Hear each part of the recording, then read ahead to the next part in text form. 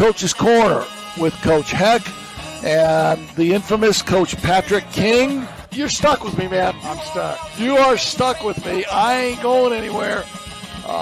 There's a lot of people that are jealous of me for sitting here, and there's some people that there's a little sympathy going on at the same time. There's more people that are sympathetic to you. I'm just saying that much right now. Ron, you know you're second in the state in tees.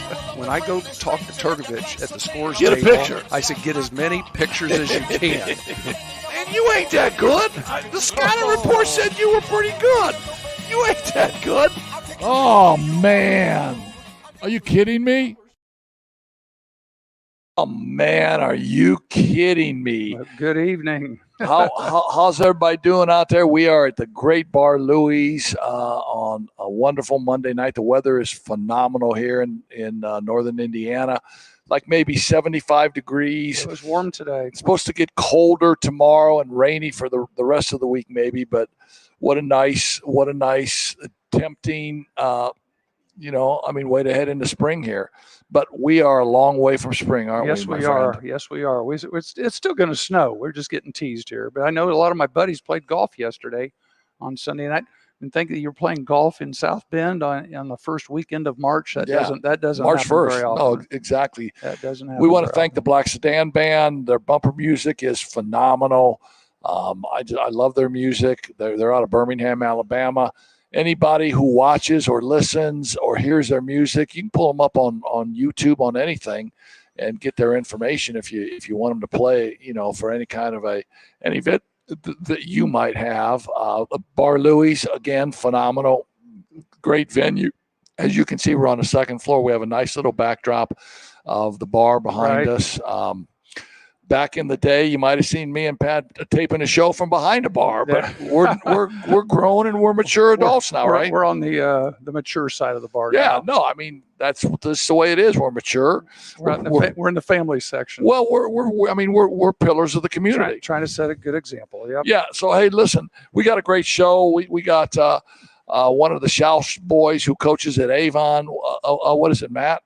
Matt's at CC. We're talking to Drew. We're talking to Drew Schauss tonight. He's the head coach at Avon. They won the sectional. He played at Bethel. Just a great player at Bethel University. We got Eric Gaff on the show, the head coach of South Bend St. Joe, at about 7:40ish, and we're going to have Brady Fisher, the best player on the Mishawaka High School basketball team. But let me clarify that they're all good players.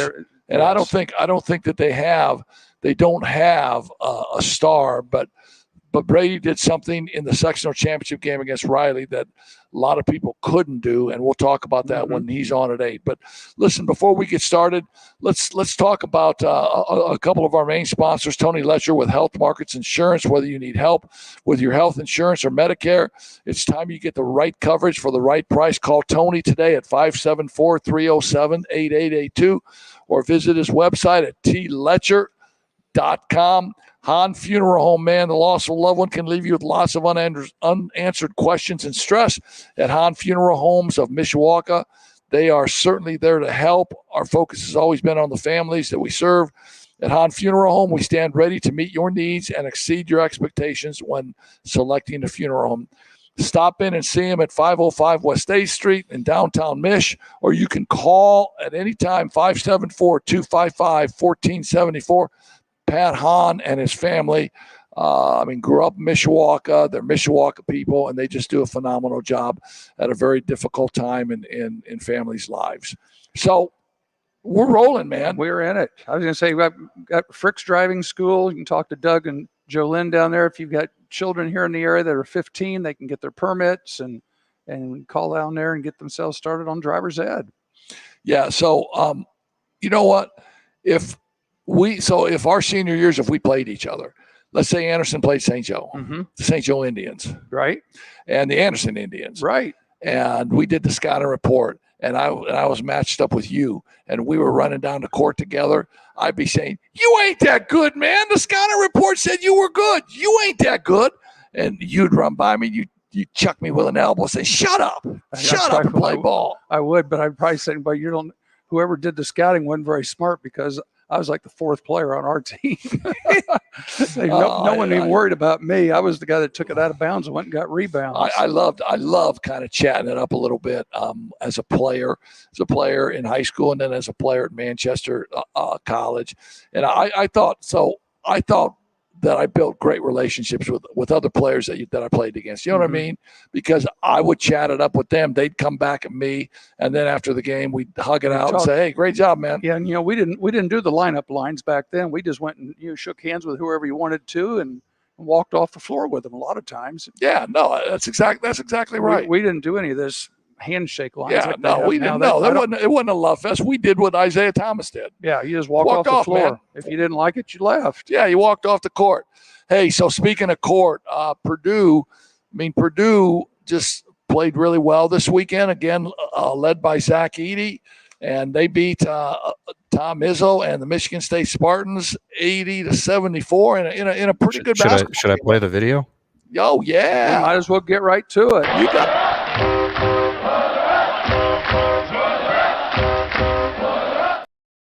I'm going to tell you who cares. We got to get right to it. Purdue's, it's basketball season. We're down to 1 week, and Purdue had a huge week last week. Yeah, no, and they clinch a tie for the Big Ten title this week. They have, I think, maybe a 2-game lead over Illinois. They play Illinois this coming week, and I think it might be tomorrow. They play Tuesday night. Yeah. At Illinois in Champaign. At Chief Illini. Yes. Stadium. They're still Indian. They're still Indian. They got it. They're Indians. Well, wait, so what tribe was Anderson more closely affiliated with? The Delaware tribe. Have you ever heard of the Fakarway Indians? Stop it. It was stop. It was the Delaware. Chief Anderson was the chief of the Delaware tribe. So St. Joe would have been Potawatomi, right? Yeah, for sure. Yeah. So I mean, it's all. It's like Mississinawa and Pocahontas and we're getting off the subject here. It makes me mad with they're renaming St. Joe to the Huskies. But I feel like if their logic continues with having to rename anything that's associated with an Indian tribe, they're going to have to rename our state. Yeah. Illinois, Indiana are going to get renamed. Hey, we digress a little bit, but let's get back to Purdue because we got the choo-choo going. Purdue just is a really, really solid basketball team. Now, they do give up a lot of points, though. Yeah, I'm sure Painter doesn't like that. I think that would worry me. If as I'm about to not only head into the Big Ten tournament, but they start playing some of these tournaments, they get some of those teams going. They score points, and so you look at their game against Michigan State. Edey goes for 32 and 11, 14 for 20 from the charity stripe, and it's almost like hack-a-shack, right? Mm-hmm. Sure it is. Hack-a-shack, and he's 14 for 20. Now that's 6 misses, but still that's a lot of points to get from the charity stripe. But Braden Smith has a heck of a game, 23 points, 8 for 11 from the field, 4 for 4 from deep. And they got Fletcher Lawyer going a little bit, right? And he has kind of taken a back seat here. Smith's really stepped it up, and Fletcher Lawyer's kind of become almost the third guard. But, he had a nice ball game. Yeah, and he's been in a little bit of a mini slump. So I'm saying congrats. And it's a small congratulations on clinching because there's still so much to play for, and there's so much of the season to play for, and they got the bugaboo on their back a little bit now because the last few years in the tournament it's been a one and done to a lower seed, a much lower seed, and so they have a lot of things to play for, a lot of things to practice for, but just to start. And congratulations to Matt Painter, Terry Johnson, a former Anderson Indian. He's an assistant coach. Paul Lusk, who went out on his own, right, and then came back. He's on Coach Painter's staff now. Painter's been there 19 years now. Yeah, Brandon Brantley from the region. Well, they've been and they keep getting big men too, and he puts them to work. Yeah, he's a great big man coach. You watch how far Zach Edey has progressed as a basketball player. Every time he gets it, he chins it. Every bounce in the post has to be a power bounce. Mm-hmm. A post bounce can't be a soft take it down. It's got to be a power bounce, and it's got to elevate you almost up. Yes, you're going up. And good guards use that power bounce too because it elevates them up on their jump shot too. But Brandon Brantley does a great job of coaching the bigs. And we're going to see next year now if when Zach's on his way to the NBA, and I do believe he will be in the NBA, and I believe he's good enough now to get and I think this was a big year for him to come back, don't you? I think it was important he came back. And like you said, Purdue plays at Illinois on Tuesday, and then Sunday tomorrow, and then everybody finishes. Purdue has a home game next week with Wisconsin on Sunday. So that'll be senior day for them. Wisconsin's taking a nosedive here. And Wisconsin's they've kind of taken a dump. They're now fifth though. So they went from top 10 in the country to maybe missing the tournament. Well, and they're like 10-8. And right now, if the tournament was today, they'd be in the 4 or 5 game with Nebraska. Believe it or not. Well, so we talk about Purdue and right on, and we're also going to talk about IU. And speaking of Wisconsin, IU beats Wisconsin 74-70 midweek, and that's a big, and everybody is on Woody, man. Everybody's on Woody, and. There's some times that I don't feel good about myself when I make comments towards another coach because I know how hard this profession is, and you do too. Sure, exactly. We were in this profession, and people were taking shots at us because maybe we didn't win enough or we didn't win a certain game. But IU had a really good week last week. They beat Wisconsin 74-70, where their 7-foot center goes for 27. He's 11 out of 12 from the field. He's got 11 rebounds, 27 and 11. Now, here's the deal with Khalil Ware. Is he going to go out next year? Is he a one and done at IU? That team at IU, you just wonder. An upperclassman though, because he transferred in. Yeah, no, but he still has years of eligibility to stay at IU. Is he a sophomore or is he a junior? I think he's a sophomore. I think he's a legitimate sophomore. He played as a freshman at Oregon, and then came to IU, and then Mbaka, who's been playing really well lately. He scores 14 against Wisconsin, and in yesterday's game against Maryland, he throws in 24. He's 4 for 8 from deep. So if Ware and Mbaka are one and done guy, Mbaka. If they're one and done guys, you got another Hood Schifino situation. Well, yeah, then IU starting over again, man. And I think that is, but here's the deal. It's a little more enticing to stay in college now because of cash. Right. I agree. You get 3 hots in a cot. You got your chicks that you're hanging with. You got your friends, and you got money. Got NIL money. And now you got money. That's why and not to go off the subject here, but that's why I was kind of surprised that Caitlin Clark from Iowa is coming out because the amount of money that the WNBA makes is paltry to probably what she could have made staying another year in college. We could jump to her topic. What else does she have to prove? The only thing individual she's done everything individually. Now she just needs to win a national championship. And is that possible for Iowa to do? Well, yeah, but it's also a financial situation for her too. Yeah. Because she can make well over $1 million in NIL money where, Scott, what's the average or what's the salary in the WNBA for maybe the number 1 pick in the draft? Why don't you research that for us a little bit? Yeah, I'll research that. Here, I'll add my 2 cents about that subject. Beautiful. Though. Most of her money that she's making though is off of the State Farm commercials with Jake from State Farm. So she can do that in the pros too. It's gonna be about the same amount. I don't think she's making any.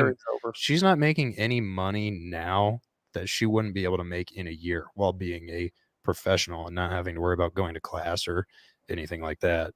The only thing was that her star is not going to be any bigger next year than it is now, because if she goes number 1 overall to the Fever, they're going to be like stacked with Angel Reese was the number 1 pick last year that the Fever got, and the Fever have the number 1 pick again. They're going to pick Caitlin Clark. So you put those two together. I mean, it's going to be, there's going to be a lot of fireworks. I don't see why it wouldn't be. I've already read that the Fever, I read some Indianapolis articles, the Fever's season tickets have already jumped. And the ticket prices have also jumped. And she's dating one of Fran McCaffrey's sons who works for the Pacers. And why am I saying, why am I saying that? Chicago Bears had the number 1 pick last year. They got the number 1 pick this year. Does that make it? Yep. Caleb Williams, Williams, fellas. Yeah. So, and I mean, going back to, I mean, if IU has to re-recruit and go back to the portal, and then that seems to be the deal nowadays. We lose 7'1" Ware to the NBA, and I don't know if he's ready or not. We lose Mbako to the NBA. Right? Is he ready? I don't know. Galloway's going to graduate. And he's going to go work at some bank someplace. And Xavier Johnson's been there for 12 years. Right. Well, and let's don't forget he had a nice ball game the other day too. He had a really nice ball game against Maryland. He scores 13 points. He's 5 for 7, 1 for 1 from downtown, and he's been struggling, to be honest with you. Yeah, well, he's been hurt, so him coming back and having a good game, I'm sure the Indiana people are thinking, okay, maybe it's time for him to play. Yeah. So here's the deal with the Hoosiers now. The Hoosiers are 8-10. Right. They're 8-10. They have left on their schedule. They go to Minnesota and they host Michigan State. Now, let's just suppose that the Hoosiers go 10-10. Let's suppose that they go 10-10, all right? And that puts them, I don't know, in the middle of the pack probably, but that puts them at 18-13.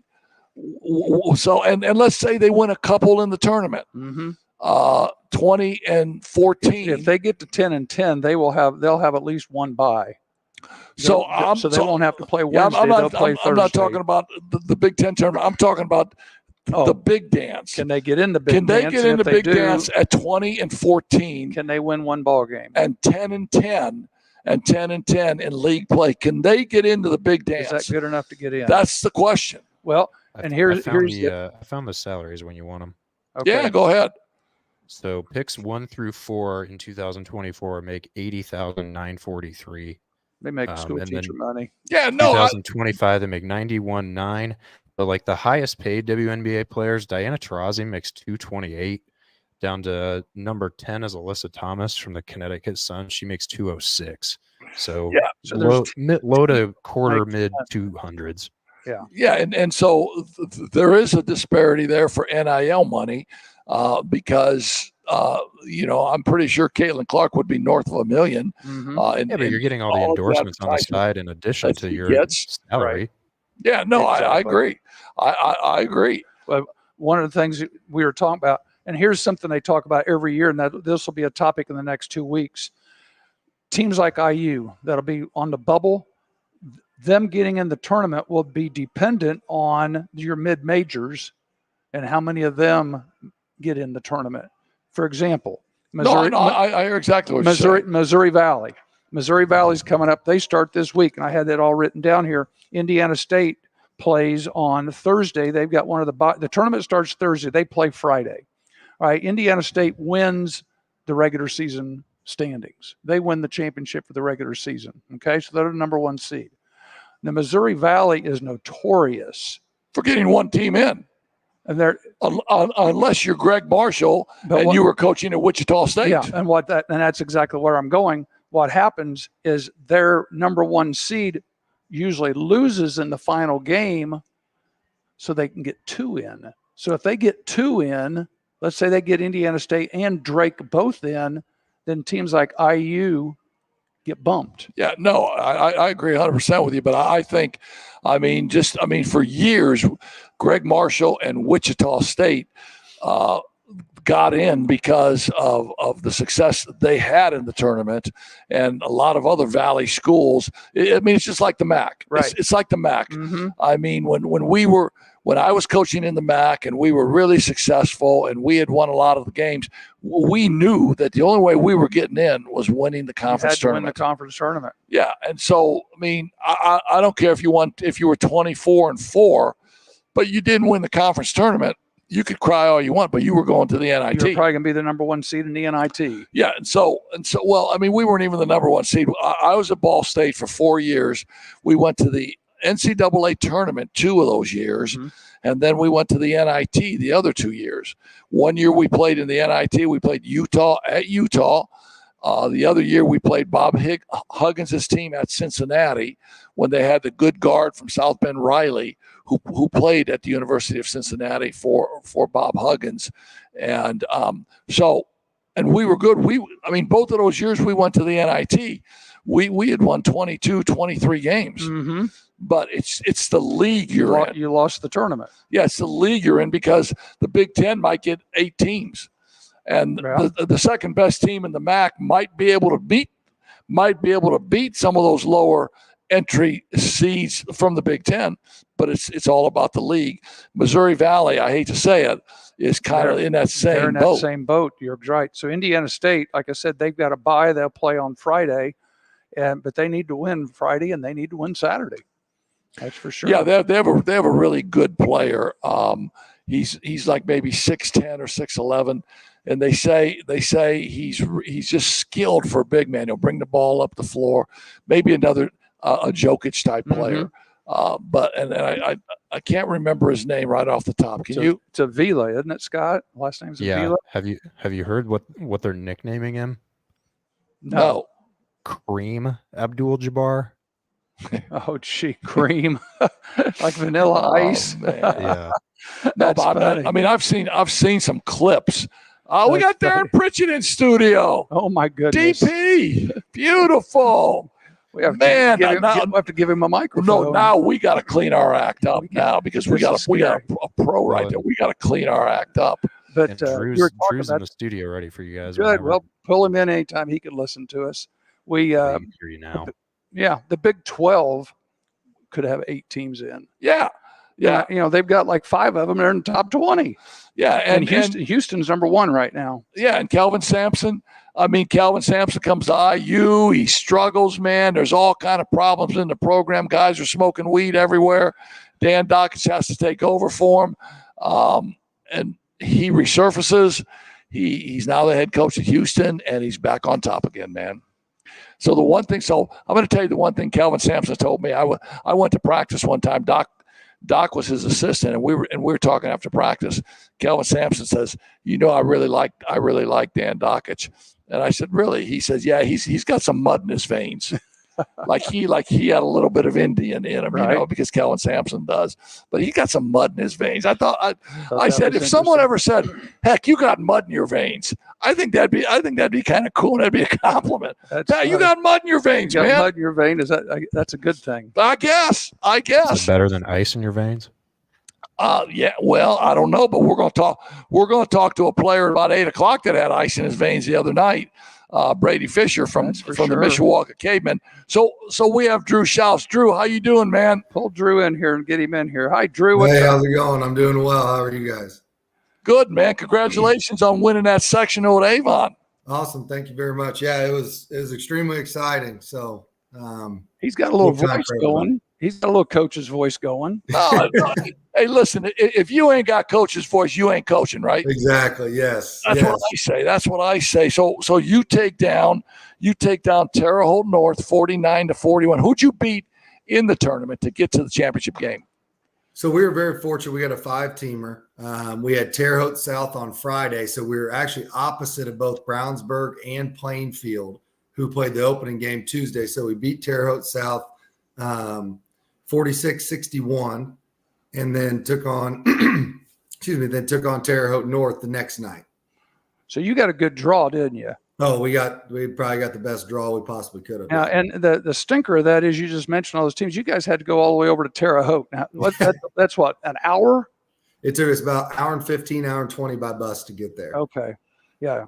And the thing I find is interesting is just the dynamics of the west side there of Indianapolis now north of the airport of how things are growing.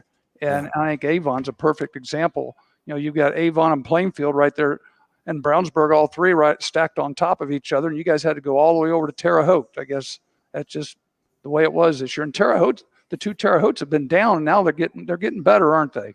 Yeah, Terre Haute South had a senior's pretty dynamic score he averaged about 20 on the year. We held him to 0 in the first half, and then he ended up, I think, 17 in the second half, but the game was kind of out of reach after the third quarter. So we did a pretty good job on him. So that's all that great defense you learned playing for Mike Lightfoot, right?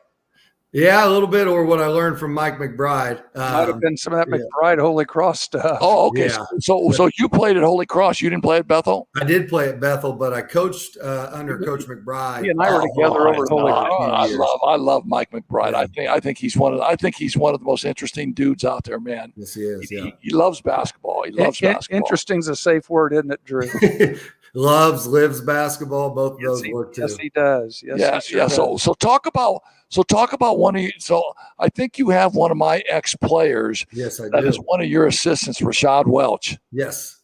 I mean, what level does he coach for you? So he is our freshman coach, and he has done a heck of a job. He is one of the most energetic human beings I've ever been around. He's also gotten the most technicals on staff and the most bench warnings on staff.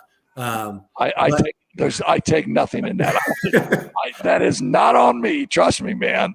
But he does. So in the sectional play and for our county tournament, which we did win our county as well, he's done a really good job with doing some scouting stuff in terms of he's been really good with baseline out of bounds, sideline out of bounds, and some like special plays near the end of quarters and halves. And he's really taken on that role and done a really good job with it. Hey, I guess the next question I have, whose bench has your dad been sitting on here? He's been up north most of the time, hasn't he? He is on Columbia City's staff. He is on Columbia City's staff. But he came down to watch our game. So he did it from the stands. He wasn't at the end of the bench? Yeah, he couldn't get down to the bench, but he is not afraid to be vocal on calls like a coach would be from the stands about 7 rows up. So, no, he's on my brother's staff up at Columbia City. That's right. So I got to tell you this. So your brother gets kicked out of a game when he's coaching at Jimtown, right? Yeah. And he was really down about it. So we're playing at Mishawaka. We're playing at Jimtown, and your dad's the head coach of the game. Oh, that was the head coach. Yeah, that's right. Your dad, coached the game, and your dad was awesome. And Jimtown ended up beating us. And your dad was just awesome out, coaching the game, just getting into it. And after the game, your brother Matt was there and sitting there, and he was really down, man. Yeah. And he said, have you ever got taught? He said, heck, you're crazy, man. How many games you get tossed out of? And I said, I got to be straight up with you, man. I ain't never been tossed. And he kind of sunk really low sitting on the bench there, but his dad, your dad took over for him and won the game and just did a phenomenal job. So what's your schedule this week? What'd you guys do today? So with it just being a Saturday game, what we did, we had a regional meeting today at Greenfield Central. When I got back, we did a little rest and recovery. Guys used Normatex on their legs. We got shots up. Did a lot of different things we needed to do in terms of getting healthy. Playing those 2 games, really physical games. We'll go Tuesday after school for about hour and a half hard. Wednesday, hour and a half hard. Thursday, we'll go over to Greenfield Central at 4 p.m. for 4 to 5:30 practice. Friday be pretty light, and then Saturday do a shoot around in the morning before we leave at about 4:30 to get over to Greenfield. So you've got a night game? Yeah, we got the 7 p.m. game at Greenfield Central. Okay, because we've got night games up here too. I know some of the regionals have games at 1 and 4. Yeah. And I'm guessing your games are at 4 and 7. Now, who plays your 4 o'clock game? Do they have a different? George Washington and Garin Catholic. All right, so you got a good 3A game in front of you. Yeah, it's a little different not having a 4A game there to kind of watch an opponent you could play if you're fortunate enough to win that next game. But it's a good game because George Washington has had a heck of a year with what they've done, and Garin, obviously, the way they won Saturday and the talent they've got. I mean, that was amazing. The over-the-head pass. Yes. That was just amazing. That was just never seen anything like it. No, talk about your team a little bit. Tell us who your best players are and tell us about your team a little bit. Yeah. So we play one senior who's our starting guard who only averages about 2 points, but he is one of the smartest basketball players I've coached. A heady kid that doesn't turn the ball over, strong, plays defense on their usually the best opponent. Everybody else, we got 3 juniors that start, kind of a lightning quick guard, about 5'7", 5'8", average about 7 points. Rashad Bethley. Then we've got 6'5" kid DeAndre Lott Hancock, who transferred in from Addix, who's lived in Avon the past couple of years. Really good defender down low, averages, I think this year right now he's about 10 points and 9 rebounds. A 6'6" center, Kenny Dunmore, he's averaged about 8 and 8. And then Jedediah Manette, whose brother played at IUPUI as a sophomore for us. He is averaging, he's a leading scorer at 14. And we have 2 juniors off the bench that play a good bit. Isaac Kramer, who's a shooter, and then a kid named Rohan Pearson. And the crazy thing about Rohan is we played in our county tournament. We had Brownsburg first round. He hits the game-winning layup against them. The next night we go play at Plainfield, and he hits a half-court shot to beat Plainfield.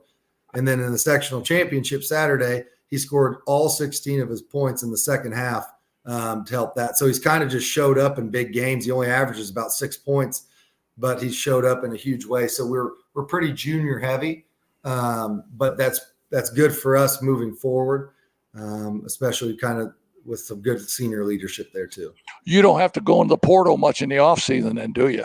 No, it's kind of crazy in Indianapolis. We're so far kind of off of on the west side where that kind of Indianapolis where it seems the transfer happens a lot. We don't get a ton of it. One of my really good friends is Jimmy Etherington. Jimmy and I have been great friends for a long, long time, and he does a great job of being an assistant coach at Lawrence North. Lawrence North really good this year. Yeah, they're one of the best teams. After watching them on film, I've got broken down about 3 games. Kind of gave myself a little bit of time to celebrate it Sunday, and then I started getting into it. And they're extremely talented, top to bottom. They're good guards, athletic guards, 2 sophomore bigs, and they got 2 really good shooters. So they've got a little bit of everything. They're 24-3, I think now. They're 24-3 for a reason, aren't they? Yes. Well, listen, hey, congratulations. Thank we you. just wanted to get you on here, and we're trying to get coaches from different parts of the state. Absolutely. And we figured, hey, this is your first, right? You were at Logansport, but you didn't want to. Didn't get one. Logansport, no. 2 years at Logansport, was it? 2 years at Logan. This is my 3rd here at Avon. Yeah. So you're. It took you 5 years to. No, hey, are you kidding me? I can't remember how. It took me 25 years to get a section win, man. Gosh, what about your brother Matt? How is he doing at Columbia City? He's doing a great job. They won the conference this year for the first time in a long time. They won 16 wins. They got beat by Homestead in the semifinals, but he's got a really good program up there. He's got it. The youth are bought in, the middle schools are bought in, so he's doing a great job. Sounds great. Hey, please give my regards to Rashad, man. Tell him I said that. Absolutely, I will. And tell him to chill out a little bit, will you, man? I will. Yeah, he can't say I got that from Coach Heck, man. No. I like that kid. He's a really nice kid. He was not a great player, but sometimes kids that were not great players make really good coaches. Yeah, he's been awesome for us. All right, Coach, you got anything else? I'm good. I just wanted to come in and say hi and congratulations to you. I'm still amazed at how they send those teams over to Terre Haute. I guess Terre Haute's over there by themselves, and I was in a similar situation when I was down there at Madison in southern Indiana because we were the only 3A school in the area. And, everybody around us was 1A and 2A. We had to leave the neighborhood to go play anybody. Yeah. So it was a bus ride. We either had I think our 2 years I had a sectional up at Greensburg, which was an hour, or we had to go hour and a half over to Corridon the next year. They thought they were doing us a favor. They sent us over to Corridon. So, I understand what's going on. It'd be nice if they'd make those 2 teams come over and, Brownsburg's got a nice sized gym, and I'm Brownsburg will host next year. So hopefully, if our sectional stays the same and they don't switch us up, we'll have it at Brownsburg next year. I don't know. Having Lynch over there, is he still running that 1-3-1 all the time, or is he gotten out of it? Hey, he's a Manchester Spartan. Come on, he's been majority man. He ran a little zone against us in the county tournament, but he's been mostly man. Yeah, I met him at Manchester College when he was assistant with Alford back in the 90s. Yeah, he's a great coach. All right, hey, I'll let you go. Congratulations. Thank you guys. Thanks for having me on. Say hi to your family for us, man. Will do. Thank you, guys. Hey, take care. See ya. Yeah. Really, just a really good coach, really great family. I mean, great careers at Bethel University as players, both Drew and Matt. And, I know Drew Paul Drew Condrey was speaks of there. Drew was at a smaller college down south for 2 or 3 years and came back up here maybe for his senior year at Bethel. Yep. I mean, Paul Condrey talks about their family just so glowingly. They're good people. He's a great coach. His brother's a great coach. And that's, I mean, that story was a straight up story where his dad now is coaching, and we're Mishawaka. Coach Heck, man, coming over from Anderson. His dad laid the wood to us, man. Was I on the bench that year? I think you were. We just got up today, man. Great job. Yeah. Way to kick our butt, man. Nice job. Way to kick our butt. So, hey, good. High school basketball. We're going to get Eric Gaff on here in a couple of minutes, but high school basketball. This is last week was the best week in. I mean, if you're a high school fan, you got 3 games: Tuesday, Fridays, and Saturdays. Some places had a Wednesday game. Yeah, and you had a great sectional over at Washington, right? We did. We had good sectional over at Washington. We had 2 of the best teams around. When the Marion St. Joe game on Friday night was fantastic, and then we had a good one after that with Jimtown and Clay. I think Clay surprised a lot of people, but we kept saying Clay was playing with house money, and Jimtown came in and just they couldn't buy a basket, and Clay was hitting everything they threw up. And then you take a look at that Clay team. Their 2 best players were out with knee surgeries. Yeah. And they were playing with with leftovers. Yeah, I mean Tyrese Jones, the really good sophomore, who now will be he'll be in. And I hate and when I said the word Porto, I was joking. Oh yeah. But Tyrese Jones is going to be on a lot of people's radar. Well, I'll tell you another one. The freshman Keelan Webster, he had a big game. The Jimtown game, I think he hit 3 threes in the first half and ended up with 15, 16 points and was a big factor in that game. So Clay, as it turned out, the best 2 players Clay had, one was a freshman, one was a sophomore. Yeah, and they're now free agents. I mean, hats off to Coach Barnbrook he had a great year this year. They won 12, 13 games, and he kind of brought Clay along a little bit. He had a couple of rough years early, but I thought he did a really good job of coaching his players up and putting teams that were very representative on the floor. Now early in his tenure, his teams were rough, but later when he coached, when he had teams that he'd been coaching for 2 or 3 years, I thought he did a really good job. We're going to get Coach Gaff on the line here. Let me hit a couple of sponsors, then you can hit a couple of sponsors, and then I'll get Coach Eric Gaff online. We'll talk about that St. Joe Marion game, because I thought St. Joe was one of the most talented teams that I saw this year. Mm-hmm. And then what Robbie Berger did with his team, winning 13 straight games at the end of the season, and then getting a piece of that Northern Indiana Conference, I thought was amazing. But let me talk about Tony Letcher a little bit with Health Markets Insurance. When you need help with your health insurance or Medicare, it's time you get the right coverage for the right price. Call Tony, 574-307-8882, or visit his website at tletcher.com. Tony Letcher, a 1995 South Bend Adams grad. I understand. Just 1 year before you got there. You could have coached him, maybe. Maybe. Yeah. I need to get with him anyway. And I got some insurance for my wife here coming up. And we thank Tony. He's one of our main sponsors, and also Hahn Funeral Home, located at 505 West 8th Street in downtown Mish. You can call them anytime at 574-255-1474. Stop in to get answers from the local funeral professionals about your funeral needs. Pat Hahn and his crew does a great job. Hey, Darin, what did one casket say to the other casket? You got nothing, right? You don't know.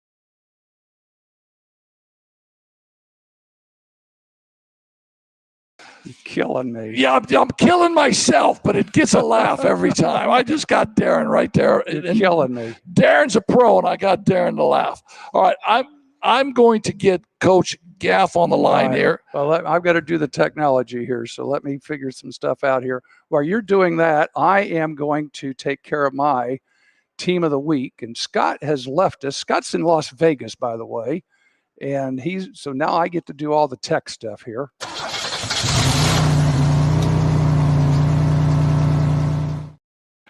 So it's time to do our Fricks Team of the Week here.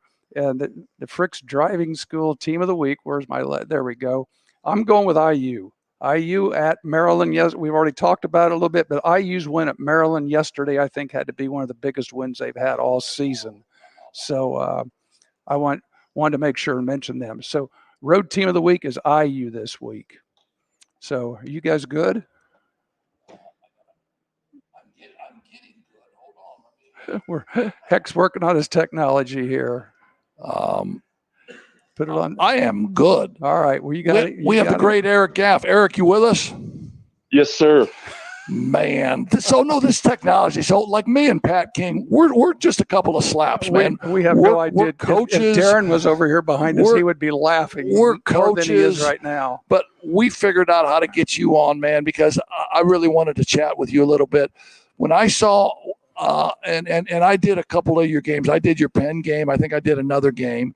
But when I saw your team play, I thought you had one of the most talented rosters in this area. And then the game that you played at Mishawaka, I thought you guys were so talented and so good that and Mishawaka beat you at the buzzer with a baseline J by Trey Thomas. But talk about the Indians. Oh no, excuse me.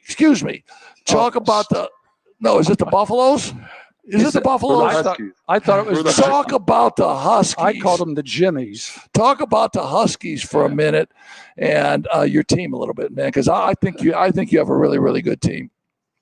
Well, I appreciate that. I noticed you didn't want to talk to me after the Penn game. We lost both those. Yeah, no. We only got some wins. Yeah, we only talked to the coaches. Yeah, we always talk to winners. Come on, man. Yeah, no, that makes sense. I'm just kidding, man. If we talk to a losing coach, what's he going to say? Yeah.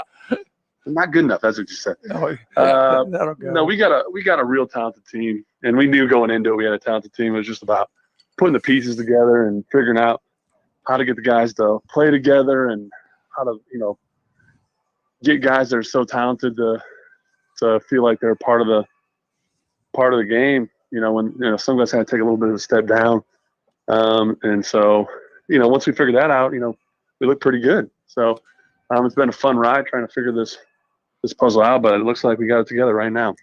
Yeah, I think it looks really great for you to get to that Sweet 16. You've already beaten John Glenn, but talk about that Mishawaka or that Marion and St. Joe matchup over at the Great Western Forum. I think Marion got you in the regular season, and then what a great game. Pat King did that game and was telling me how great you guys played against Marion. Yeah, so they got us in the regular season. We just couldn't hit the broad side of a barn in that game, and that was credit to Marion's defense. And then I thought we did a poor job in our press for about 2 quarters of that game. So going into the game on Friday, I told the boys, you get your press rolling right and you shoot with some confidence. I said, I don't think they have enough answers for you. And our press was really effective against them, and the boys shot with some confidence. And then I think kind of the sneaky one that we did that I don't think most people are ready for is we rebounded the hell out of the ball, or the heck out of the ball. Sorry. No. This is a podcast. You can say whatever you want, man. There's no radio rules here, man.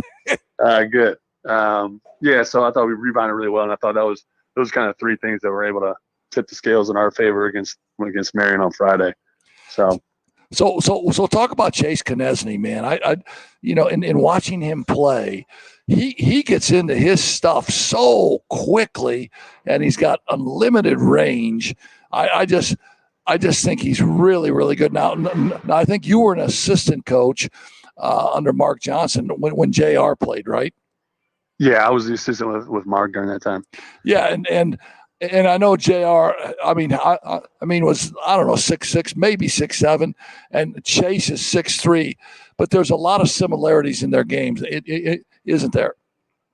Yeah, both of them have a natural born talent to score, and he gets his to his spot so fast. And I think the biggest difference is I think Chase is able to play with a lot of different speeds. He goes from fast to slow to fast. And he gets defenders off that way. JR was just so athletic. He just blow by it with size and speed. But with Chase, you know, he doesn't need a lot of room to get a shot off. And he sure as heck doesn't need to be very close to make a bucket. So he makes it easy on offense for us. You know, we just, you know, run maybe one action to try and get him the ball in the spot we think he's good at, and he takes care of the rest. So yeah, I think as you know, those kind of players don't come around too often. So we're enjoying it while we got them. Well, no, but I think you have another player that has come around again, and that's a ninth grader, Elijah King. Man, when I saw him play, he's powerful, he's big, he elevates, he's a mid-range guy now, I think, but I think he's got a chance to be really good, right? I think he will. I think he's going to be, you know, another game changer that we were fortunate enough to get, and his ability to get the rim. I mean, he's so powerful, so strong. I mean, knocks guys off and finishes at the rim, which is really good. I agree. I think he's a really good pull-up mid-range guy, and his shot's coming along. You know, really was gotten better all season, and his defense, I think, is the biggest improvement I've seen from him this year. Is most young guys aren't super willing to play defense. You know, they like to be the flashy side with shots. And he's really started buying to the defensive side, and he's got a couple 5-second counts, you know, locking guys up. So really excited for where he's going and what he brings for us off the bench. Yeah, and then Micah Shrewsbury, who's great, man. He comes from Penn State. He's a Purdue guy, Matt Painter guy. He gets the ND job. He comes to town. And then did he come to St. Joe right away? Did you have to, was there a deal where he was looking at a couple schools? Did you have to sell St. Joe, or did he just come right to St. Joe and bring Nick, his 6'4" sophomore son with him right on day one? Yeah. So I think they looked around at a couple schools and they came into St. Joe, and, you know, I talked to him and I said, look, we were down the street, and I think we have a good program here, and we have a great school, and I think it's going to do great here. And then he said, awesome. Then he said, you know, we want to, you know, all our kids have a good experience. They have 2 daughters. One's a 9th grader, and one's coming up.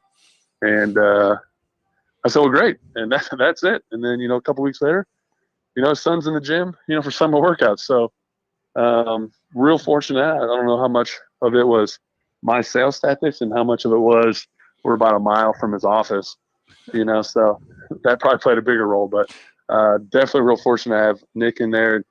He's real talented as a player, and I think his IQ is probably one of the biggest things. You can tell that he lives with a coach and lives with a heck of a coach. So, you know, we're talking about, you know, we kind of want to look at this action, or, you know, we're looking to get this, and he looks and he's like, yeah, I know exactly what that is. You know, he runs it perfectly. Yeah. So one of the things that I like about him, and I, you know, so when I do a game, I watch guys in pregame and watch how they move. I think he's got a lot of individual moves, and you can tell that you know that he's been coached up, you know, with his dad's players and all that kind of stuff, working on those individual moves.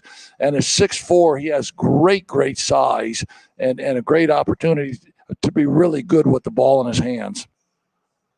Yeah, I think his best basketball is way ahead of him. I think as he gets more confident, as he kind of figures out what kind of player. His defense, you know, on Friday and Saturday is the best I've ever seen him defend. And if he does that, you know, I think his dad's going to have a hard time getting him to go to Notre Dame. He's going to get recruited by a lot of people. Yeah, but I think with Braden and Nick in town, I think his dad will be a happy guy, man. Well, you know, one of the things you mentioned, though, but the older boy, when he was in Lafayette, went to West Lafayette. He was public school. He didn't go to LCC. He went to West Lafayette as a freshman, and before they moved to Penn State. So getting the next one to go to private school, that's a good get for you. So yeah, it's a big get. Yes, I'm going to take credit. You should, man. To do with it. Hey, no, you should. So any dad coming in and looking up to you, it's not like he's got to look eye to eye to you, man. He's got to look up to you, and he's got to say, man, this guy looks like he knows what he's doing, man. And then he watches tape. He talks to people around the city. And, you know, I mean, educationally, St. Joe speaks for itself, man. I'm a St. Joe grad. And so all you got to do then is get kids in and coach them up. You got Landon Booker on the sideline with you, right? He's got Booker. Yep. He's Landon got Book, Lee Ross. He got Lee Ross too. Oh, I love Lee Ross, man. Lee Ross did a great job at South Bend Career Center. I love both Landon and Lee Ross, man. Those are good. Those are two good young guys. You missed the best. So maybe the best pickup we got was we actually got Harold Swanigan to work with us. Yeah, I knew that. Yes. So Yes. that might be the biggest, physically and figuratively. Yeah. No. Exactly. yeah. No. For us. No. So do you have to look up to him, or are you guys eye to eye? He has to look up to me, but I'm afraid if he has to look up You're too much, he afraid might of fight him. me. Yeah, so I don't make him do that too much. I like that, man. But my staff has been great. They bring so much to the table, and going around watching college practices, I noticed the assistants take a huge portion of practice, different parts. And when I got those three coaches in the gym, it makes life easy. They do a great job with the guards. Swanigan does a great job with, he's been big for Knesny, just kind of showing the ropes and what you got to be like if you want to be a Power 5 player. This is how you got to practice. And so that's been really, really great for us and paying off for us right now. Yeah. So now you talk about the regional. Where's your regional at? South Bend, Washington. Oh, the Great Western Forum again. You're going to win as many games over there as Washington has before. You know what? That'll be your second home court. Yeah, no, because you beat Washington at Washington. You play John Glenn at John Glenn. And I know 73-40. It is so hard to get off of that. But your guys just got to come in and say, man, this is a chance to go to the Sweet 16 and wipe that stuff off the slate, man. It's zip. And we know, and if your guys come out and compete and you guys coach them up, that you guys are going to win that game, right? I mean, the plan is to win it. Coach Hanna down at John Glenn, man, he does such a great job. And, I've seen a lot of games where I go, there's no way John Glenn's going to win this. And then they win it. They just figure out a way to stay in the games, don't they? Yeah. So we, have some film that we're going to show the guys. We showed them our loss to Washington in the sectional championship last year. And John Glenn made a run last year. And we're going to show them clips of that. Say, like, hey, look, they were now on paper. They're not supposed to win. But here they are winning. And so if you take this lightly, you're going to be sitting at home a lot quicker than you expect. So, we got to go into practice, like you said, kind of 0-0, and we got a long way to go to be better to deserve to win on Saturday. Yeah, so I want you to know, man, that my two favorite schools here are obviously when Mishawaka plays, but then my second favorite school is always when St. Joe plays, man, and I always look at those scores. I'm a St. Joe guy, and I think you're doing a great job there. Your guys play hard. They play the right way. And I want to wish you, and I know Pat does too. We want to wish you the best coming up in your regional and get to the semi-state, man. And who knows, right? Yeah, who knows? You never know. When you get this time of the year, you never know what's going to happen, and it's just exciting to be here. And I appreciate you guys. Two legends of the area and two legends of the game. It's always fun to talk to you guys. Very generous there, isn't he? So we don't like to call ourselves legend. We like to call ourselves pillars of the community. I kind of like legends. That's been thrown on us. We're pillars of the community, man. Well, considering we just talked about one of your players is leading the world in technical fouls at the freshman team. No. But anyway, good luck to you, man. And so one of my really good guys that I go to church with on Sunday, St. Monica, is a kid named Charlie Gruey. And I know Charlie hurt his knee again and has to go through the knee operation again. But he's a really, really good kid, and he always talks so highly of you, man. He is a great. It was broke my heart when we found out that it was as serious as it was. He's a talented kid, man. He's going to be a heck of a player, and he's one of the better kids we got rolling around in St. Joe. So feel for him, but I'm excited for his comeback story. He's going to be a special talent. All right. Speaking of comebacks, one more. What's the young man's name that had the accident that got the 2 3-pointers in the game right at the end of the game? Tyler Brown. Tyler, yeah. Brown. Tyler got in the ball game the other day and hit a couple threes and then just stood there like it wasn't that big of a deal. He pulled one of those. Everybody was cheering and he just kind of stood there and almost crossed his arms like, there you go. But so I was happy that he had a chance to get in and had some fun and took a couple shots, and the guys got him shots open and he made a couple of them. Yeah, I tell you what, Tyler's set shooting. It's probably going to go in, and we're always cheering for him to hit shots, and the guys always look for him. So it's always special to see him on the floor. It's good to have him in the game. That's for sure. Yeah. All right, Eric. Listen, man. Good luck to you. Get the Huskies a regional championship, and then bigger things will be in store, man. Good luck, buddy. I appreciate you. Thanks for your time. All right. That was the great Eric Garrett Gaff from St. Joe. Gaff from what? From Concord. Yeah. Okay. Concord player and Okay. St. Joe. So we have Darin Pritchett mic'd up for us here. He's mute. He's on a voice limit. He's All maxed right. out. All right. He's maxed out. Somewhere there's a button on that thing. See if it works. I don't even know. We gave him an old-fashioned mic. I just came to support. Hang on a minute. Let me see if I can get the right one. Try that one. Test 1, 2.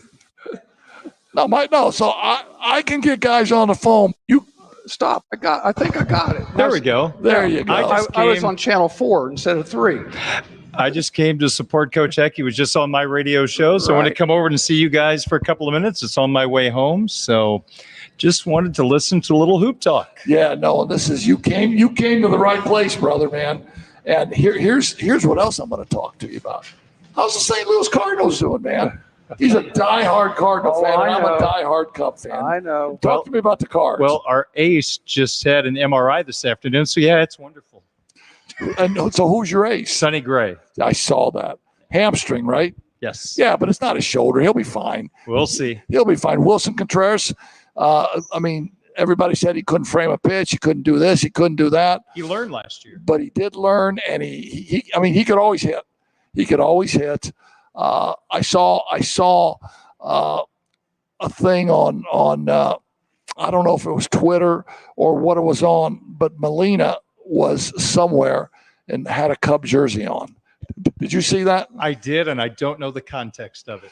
Yeah, I don't either. Strange. But people are rolling over when they're Molina was a great player, great catcher, great team leader, and when he would come up and the game was on the line, he's going to right field or right center, man. Yep. He would always get the big hit.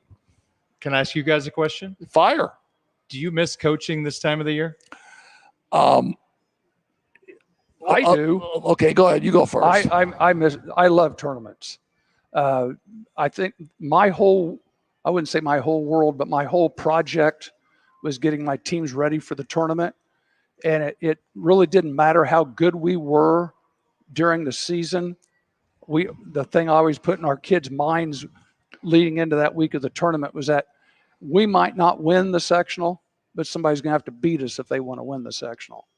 And it was just one of those deals where if you want to win, you're going to have to beat us. And that was the kind of the attitude I had with my kids. Didn't matter if they were good or not. Remember my last team over at Adams, I think we had won 5 games. We were like 5-15. And we got to the final game. We won on Friday night. And we actually had Riley. I think it was down to like 1 or 2 points within the last 10 seconds. Everybody's going, "Are you kidding?" Adams has got a chance to win. They're going to win the sectional with 6 wins. And then, Riley made a couple plays at the end. Like we got beat by 4 or 5. But the whole point, and then the next 2 years, Adams wins the sectional. Well, that's very reminiscent of Martinsville with 4 wins maybe this year. I say Martinsville. And Martinsville gets to the sectional championship game in Center Grove. John Glennon lost 7 out of 8 going into the sectional. That's right. You're right. And that's the stuff that we're going to be talking about here. And so from my standpoint, I can honestly tell you, when I was doing it and I was in my groove and I was doing it, man, it was the biggest thing. It was the biggest thing ever to me. But as I got older and I found out about real life and what is really, really important in your life, your relationship with God and those types of things, and then the grind really wore me down. And I'm really, really happy to do what I'm doing now. I love calling the games. I love being around kids, but I think basketball made me so different. Basketball. When I was coaching basketball, it was everything. and I sacrificed so much along the way. I don't know if you have felt that way. I do. But As I far as family, sacrificed. yeah. I sacrificed so much along the way, and there were some things that I just really wasn't proud of. I should have done some things relative to maybe taking care of the kids more. But it was always about winning.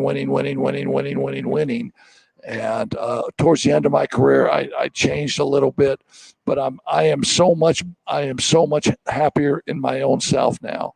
But I'm still around basketball, man. I'm calling them. We're doing this. I'm around great guys like you. I'm around Pat all the time. He was a great guy too. I try to be a good example. Well, and when Pat is not a good example, we always talk about Magic Mind. So people take Prevagen, right? Right. People take Prevagen because they can't remember stuff. Pat will say something stupid on every show, and I got to remind him. And I got to say. Now, on it, no, you do not do it on purpose. I'm going to tell you, I do it on purpose just to get him, see if he was paying attention. But magicmind.com is a nootropic, and it's phenomenal. I've been taking it now for 10 days. And you can go on Magic Mind. You can order it. You can put in Coach's Corner in capital letters 20. Coach's Corner He's doing 20. A commercial. And you get a 20%. You get a 20% discount. But I'm going to give you some. We're going to just see some of the stuff you say on the show. We're going to use you as a test subject. I'm going to be a guinea pig. You're going to be a guinea pig. Remember, folks, magicmind.com.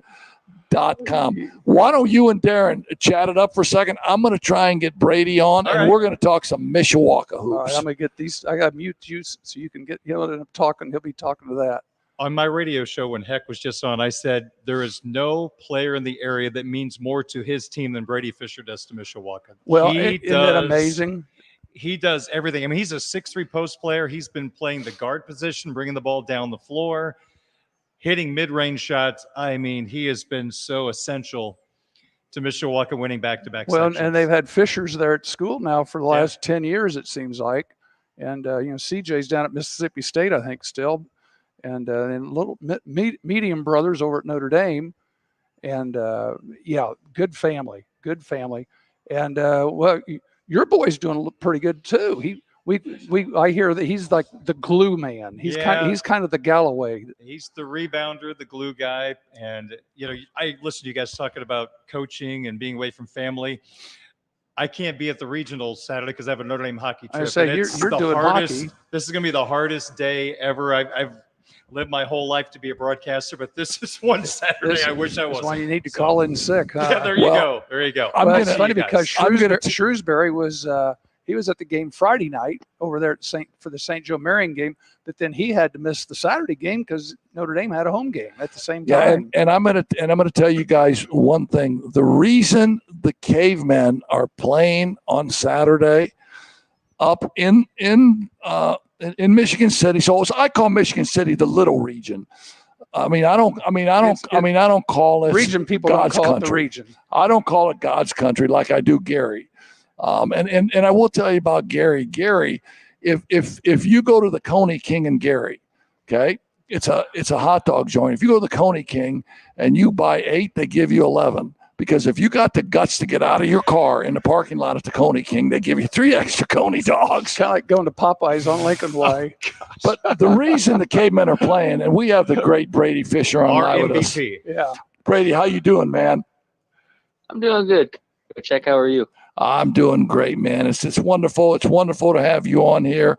You were amazing. Not just the other night, but this whole season, man. You're kind of the leader. And I don't know if you guys talk about leadership or if you have a captain or if you have leaders. But when I watch you play, you're kind of the leader, and you just do a great job. Now, for our listeners that don't know, Mishawaka is battling their guts out against Riley. Riley's good. Mishawaka's good. And with about 10 seconds left in regulation, Mishawaka's down 3, and Mishawaka has the ball. So the ball comes back up to the top. The ball comes to Brady. and Fish has to get a 3 off. He's got to, and I'm talking to Coach King here, Right. and Fish has got to get a 3 off. I don't really think you were wide open, were you, Fish? The defender helped on Jackson when I screened him, and I was open for a split second. And then and the ball came back to Fish, and Fish put it up, and Aiden Kent, about a 6'4" senior, fouls Brady Fisher with 2.5 seconds left. And now Fish is going to the line. The gym is packed. It's crazy. People are screaming. Brady Fisher now has 3 free throws to send this game to overtime, hopefully. And what's your mind now? Now I know you made a comment to the press that you knew you were going to make them, and you were just worried about how you were going to guard the last 2.5 seconds. Is that now? Okay, this is me you're talking to. I coached you, man. Come on. Now, is that really how you felt? Oh, not at all. I knew it, man. I knew it. That was great. That was great by you for print. Tell us how you felt going up to the line, man. It was definitely nerve-wracking, but it wasn't nothing that I haven't been through before, and I got up there and I made all 3. Yeah, I think making and obviously making the first, set you up for success for the other ones. But I will say this much: the fact that you were in that position so many times, being the football quarterback of one of the top football teams in the state, 4th and 1, 4th and 7, 4th and 3, and the ball's always going to be in Brady's hands because you're the QB. I'm sure that somewhere down the line, it's a different skill set, but that had to prepare you mentally for that, right? Yeah, for sure. Definitely. Like the Snyder game, we had a couple 4th downs that we needed conversions, and I've just been used to that feeling for a little bit. Yeah, no, and obviously the majority of those times in your 3 years as being the starting quarterback, the majority of those times you've had great success. Now, okay, so now you're at the line, man. You drop the first one. So I saw that you step about, I don't know, maybe 6 inches behind the free throw line, right? Yeah. My wife is up there, so my wife is screaming toes because she always heard me say, get on your toes when you make your free throws. She's screaming toes. I got a headset on. I'm wanting to say, Monica, please, I gotta pay attention here. So you drain the first one. Now the second one's got to feel a little bit more comfortable because you made the first one, right? Oh yeah, definitely. I'm kind of a streaky shooter, so once I get the rhythm going, it's not much to make 3 or 4 in a row. Yeah, but then they ice you. I say, when was the timeout? Then they ice you after the second one. Okay. Alex tries to ice you. Did anybody? So you go to the huddle. So it's kind of like when someone's throwing a no-hitter in baseball. It's like the 7th or 8th inning. So no one will ever go talk to the pitcher. They won't go sit by him. They won't go say anything to him. Did anybody say anything to you in that huddle? Oh no, nothing. We just talked about defending once it went in. Yeah, no, I pretty much thought that. And then you just go up there as calm as anybody, man, and knock it in. And then they run a play. Rashawn Johnson hits the ball up in the air. He's guarding the passer, and as that happened in real time, I thought he just caught it and threw it. But when I saw the actual footage of it happening on film, he actually had a great look at that shot, didn't he? Yeah, he did. I thought it was going to go in. Yeah, I did too. And what a week to cap off for him, right? He jammed himself up a little bit, couldn't play, made that big play at the end of the game, and then Coach Bender put him in for the 4 minutes of overtime. He scores 6 points, and he's really a catalyst for you in that overtime. Yeah, for sure. He faced some adversity this week, and all week he was a great teammate. And he came back in overtime and made 3 big buckets. Yeah, he did. So what's your signature move? Going right and spinning back left, or going left and spinning back right? I don't I think I have a signature really. Well, I think maybe the hesitation. Well, no. So I see you really with those spin moves, and you love those spin moves, and finish with a little scoop layup. But I don't know if you're better going right to left or left to right. Which one do you feel more comfortable with? Honestly, heck, I kind of just move towards the basket and get the ball in the hole. That's not a bad thing. That's not a bad answer either, because if anybody's trying to scout you, man, there's no one way. So I go back to your sophomore year, and I don't know if you remember one of our assistant coaches, Chandler Spring, and he used to do all those cone drills with you guys in practice. Every day we used to do those cone drills. Remember that? Yeah. I used to always think, because you were so long, you were so big, and you handling the ball, putting it between your legs, going between a cone, backing it up, using a hesitation move, going around another cone and finish. I thought those drills were so good for you with your individual play. Yeah, definitely. We still do those in the summertime with Bender and Nelson. We do the cone drill, and I definitely see myself using them in the games. Yeah, I do too. So I've always known that you like the glass. I've always known that you like to bank shots. But now I'm seeing you shoot maybe 14, 15 footers banking them in, huh? Yeah, Riley played me a little differently than most teams, and I wanted to get my shots up still, and so I had to use the mid-range jumper a little more last game. Yeah. So talk about then. Marvin takes it down. I don't know why. I don't know why they had Marvin take it down. I mean, that's Riley. I might have had Peyton Baird coming down. I don't know, but Marvin takes it down. The shot doesn't go in. Talk about your feelings right after that when you saw Cooper Pritchett grab that rebound. Oh man, there's no other feeling like it. I just love winning, and the celebration with the team was awesome. How much did Mishawaka lead in the first 4 quarters? Did they have the lead very often? I think it was back and forth in the first half, right? A little bit. The second half, you guys were playing from behind most of the time. Is that right? Yeah, that's okay. Correct. Because I was over at South Bend, Washington for that, so I didn't see any of your game. So now you're going up to Michigan City. So do you know anything about East Chicago Central yet? I do not. I'm actually going to go watch film after this. Are you really? Good for you, man. Everybody. So everybody's got these numbers now. First, last year was the first time in 37 years Mishawaka's won a sectional. This year it's the first time since 1928 since Mishawaka's won back-to-back sectionals. Now, and I don't know, they haven't won a regional since 1955. You guys have a great shot at taking care of that business because of how you defend.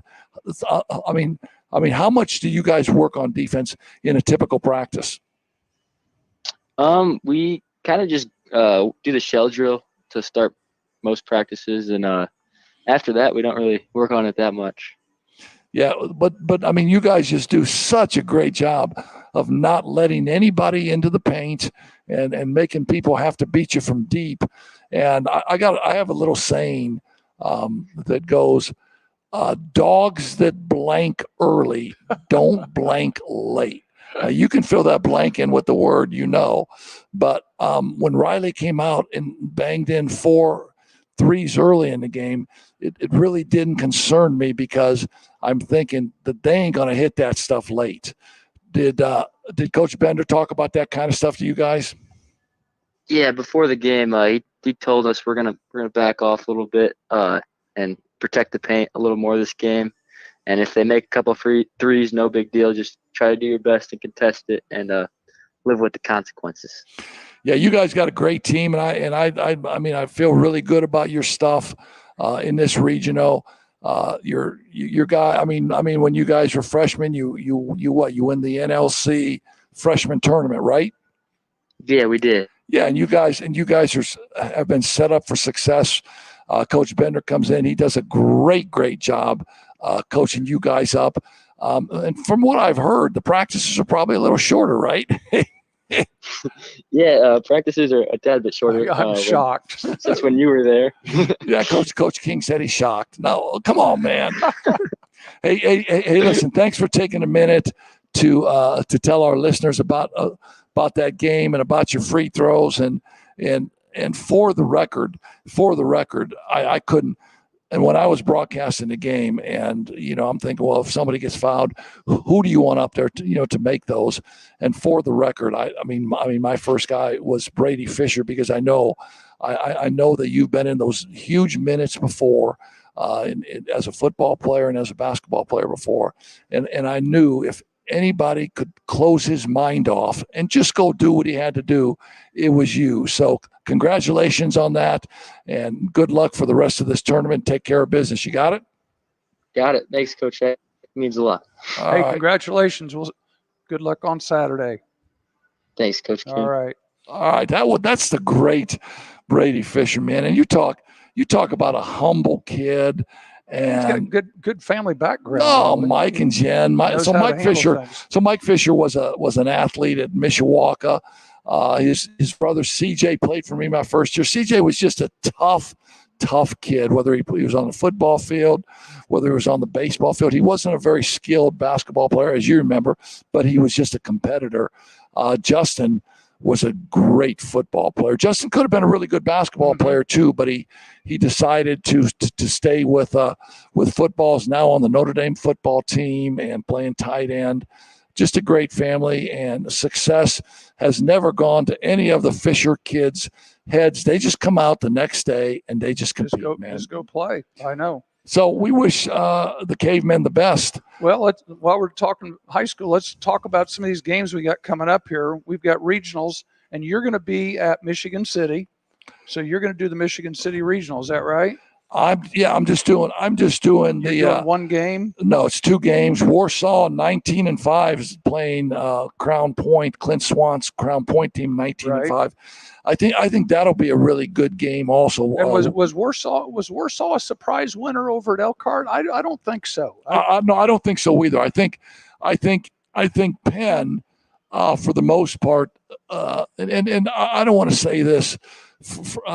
But I think they had a great season. I think they won some games, maybe that the games went down to the close, and their kids just competed and played hard. I know they had a couple of injuries at the end of the season, but I think Warsaw was a really good team. Warsaw got on a hot streak, that's for sure. Well, they had a 6'8" postman, man. Yeager is 6'8". It was really skilled. Al Rhodes, the great Penn coach and former Warsaw coach, told me that he spent some time working with the kid in the summer. They have another guard named Bricker who could score really, really well. And as we know, Matt Moore is a great coach, man. Yeah. The Moore brothers, Scott Moore is the head coach at Grace College, the number 1 team in the nation. Yeah. And so the Moore brothers can coach him up. So yeah, it's Warsaw and Crown Point, and East Chicago Central 22-4 will play the Cavemen at 5:00 on Saturday evening at Newcastle. At Newcastle, there should be Kokomo at 25-3 versus Fishers at 25-1. Well, and one of the things I was looking at, out of the top 10 teams in 4A, there's only 5 left. And as soon as I said that, my son Scott says, yeah, because they're all in the same sectional. They all beat each other up last week. Yeah, down in central Indiana, that is the case. So, and it just happens now you got Fishers. Now, here's what's interesting. Fishers and Kokomo. Think about geographically how close they are together up and down US 31. They got to go over to Newcastle to play. No, I know. But think about this. They got a big gym because that'll be the feature game in the state. Yeah, I don't think there's any question. But think about this. Think along these lines. Fisher lost Jalen Harrelson, who was their best player as a sophomore, and he transferred to Lalamere this year. Mm-hmm. So you throw Jalen Harrelson on that Fisher's team now, and I don't know. They've got 2 freshmen playing guard. Yeah, and you throw Jalen on that team. How much better? They're already 25-1. Yeah. So how much better would they be? They're ranked number 1. Noblesville is number 2. Westfield is number 3.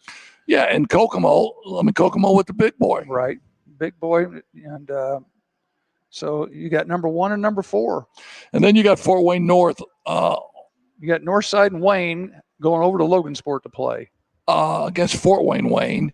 At Greenfield, we already talked with Drew Schauss. You have his Avon Ball Club 15-10 versus Lawrence North. Lawrence North is number 5.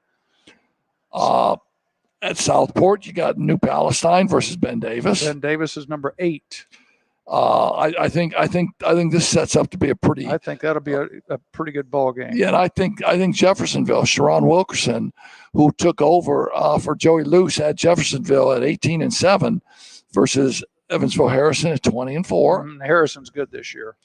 Jeffersonville beat New Albany, Jimmy Shannon's team in the sectional championship game. And Shannon's now an assistant over there at Charlestown, and I think they got. I can't remember if they got to the finals or not, but they're a 3A school. And then your last one's at Southport with Franklin, who's having a great year, and they've got to play number 9 Center Grove. Yeah, and Center Grove has to beat Martinsville, who won 4 games in the regular season. And gets to the championship game. They beat Bloomington South, I think, on Friday night, which was an upset. Yeah. So there's some great games in 4A. 3A, I mean, Fairfield having a great year. Derek Heinen, who played at Columbia City for Chris Benedict, and then who played collegiately, I want to say, at Huntington North and maybe Indiana Wesleyan. He's the head coach of Fairfield, 19-6. They play Hammond Knoll, 20-7 at Triton. The aforementioned St. Joe Indians. The St. Joe Engines. Huskies. The St. Joe Huskies at 17-9 will play John Glenn at 13-13. And I will be there for that. That'll be a 7 o'clock You're doing game. that game. We're going to do both games that are over at Washington. One's a 3A and one's a 1A game. Who's the 1A game? Well, it's DeMott Christian, and I'd have to look.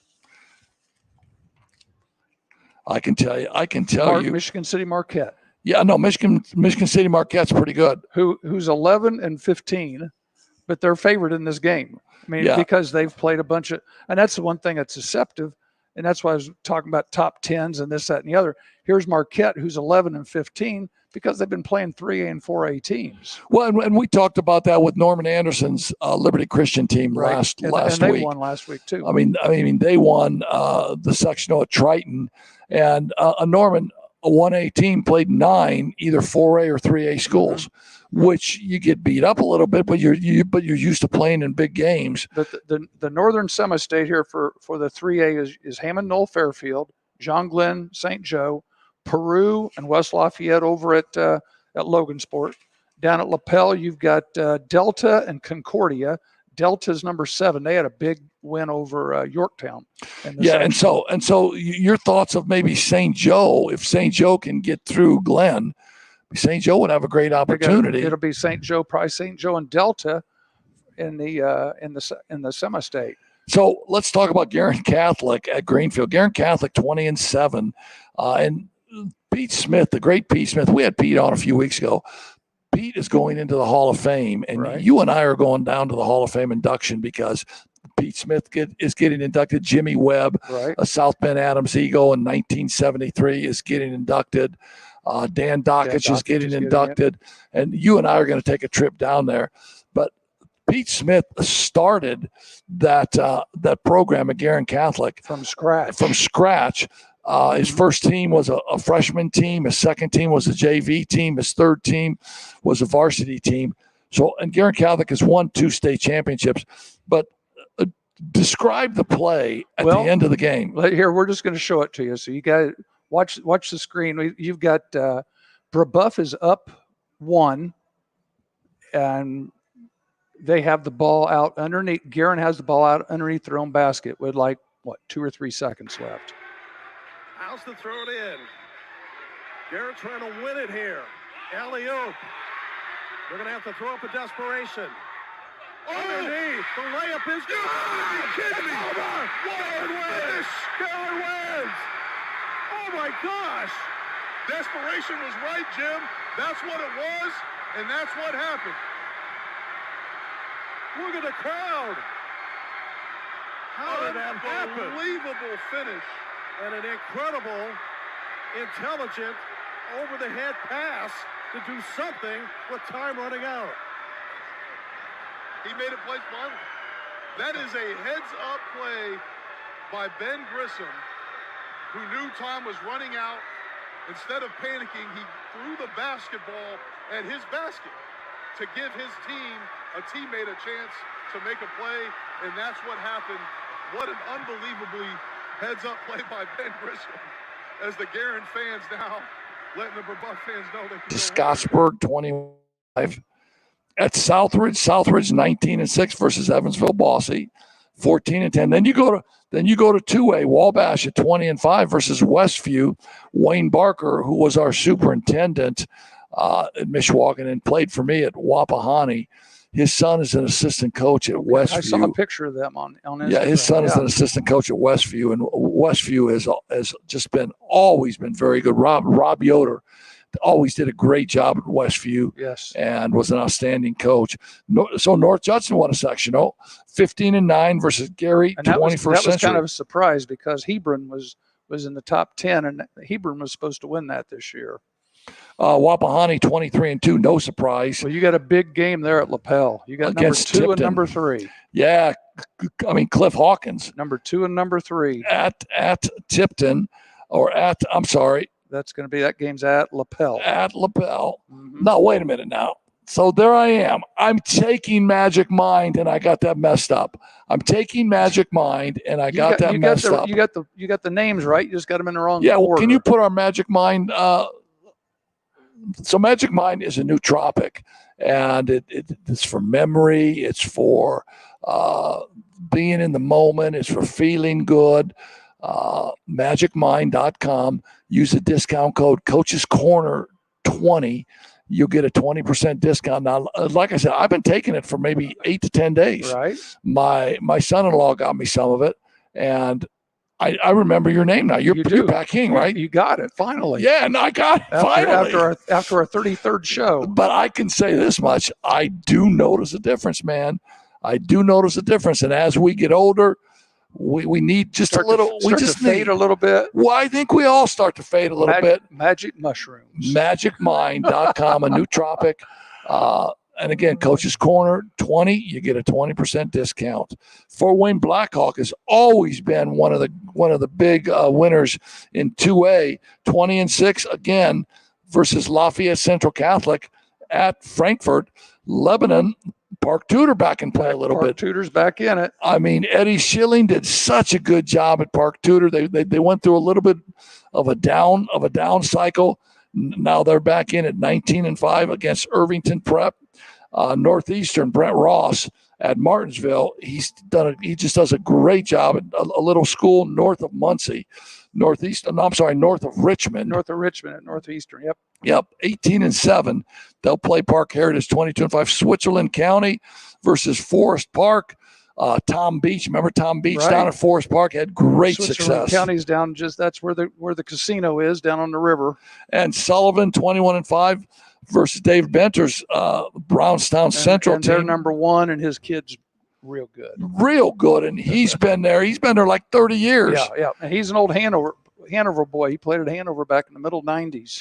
Yeah, and then Class 1A, you got Marquette Catholic, like you said, against DeMott Christian in South Bend, Washington. That's our 4 o'clock game over at South Bend, Washington on Saturday. Tri-County versus Elkhart Christian at North Judson. And Elkhart Christian's good this year. 16-9. Seton Catholic versus Liberty Christian. Seton Catholic 19-7. That's supposed Catholic to be a good school game. in Richmond. That's supposed to be a good game, and that's the prelim game at Newcastle before the Big Fishers Kokomo game. Yeah, and I told the great Norm Anderson, the head coach at Liberty Christian, played for me, and I told Norm, I said, Norm, you win the sectional, I'll be there, but obviously I got to go do the Mishawaka. You didn't know Mishawaka, regional. yeah, exactly. So I got to give him a rain I check. got to give Norm a call and say, listen, buddy, you get to the semi-state and we'll be there.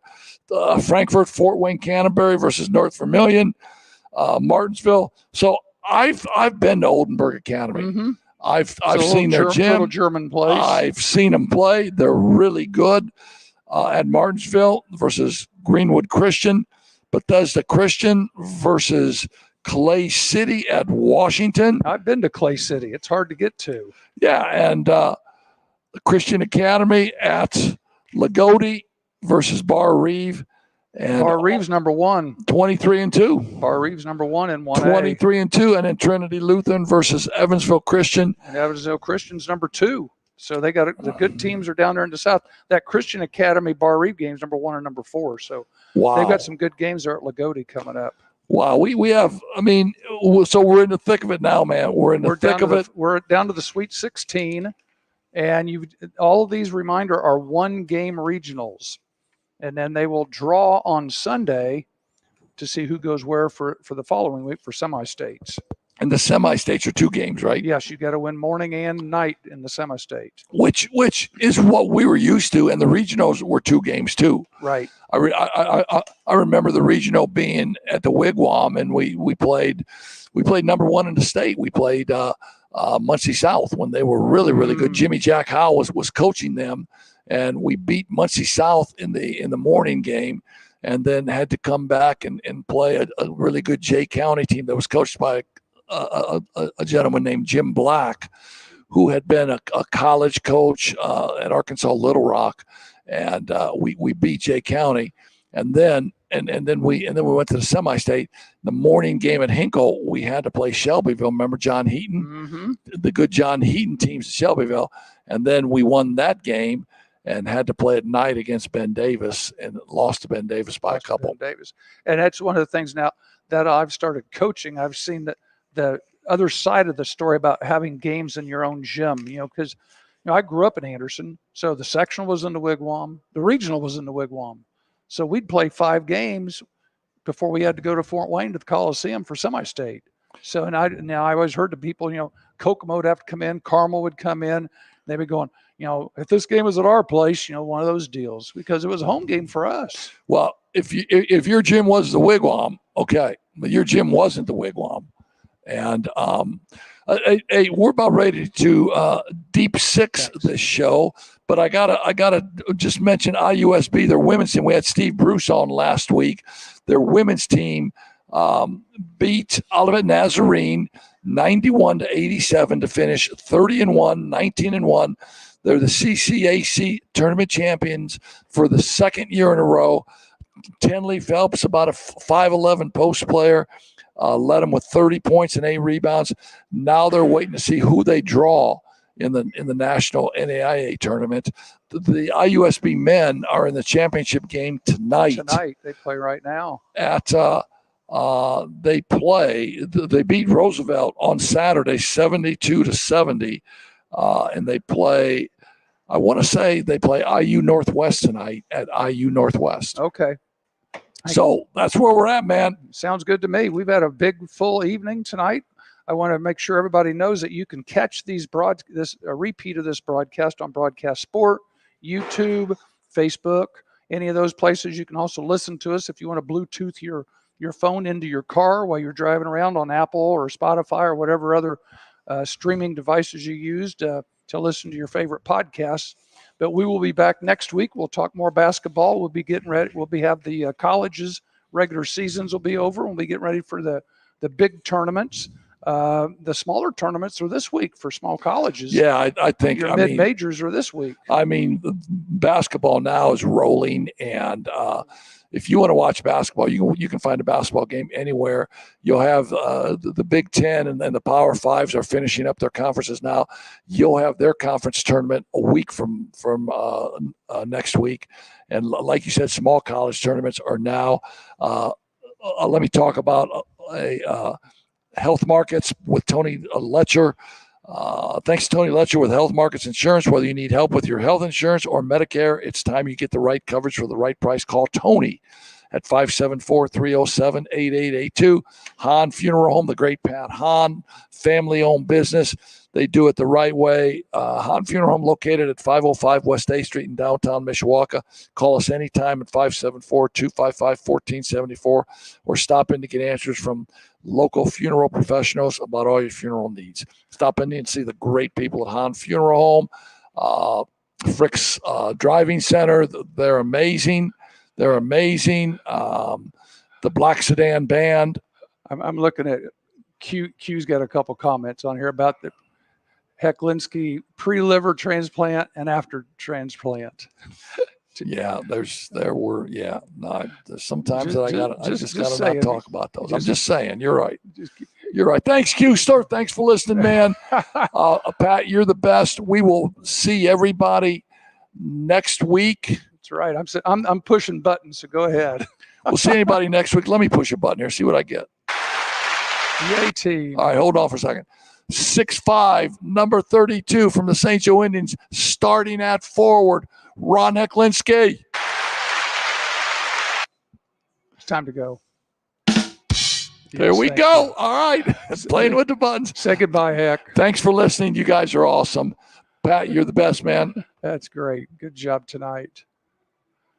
Trying to find it. Say.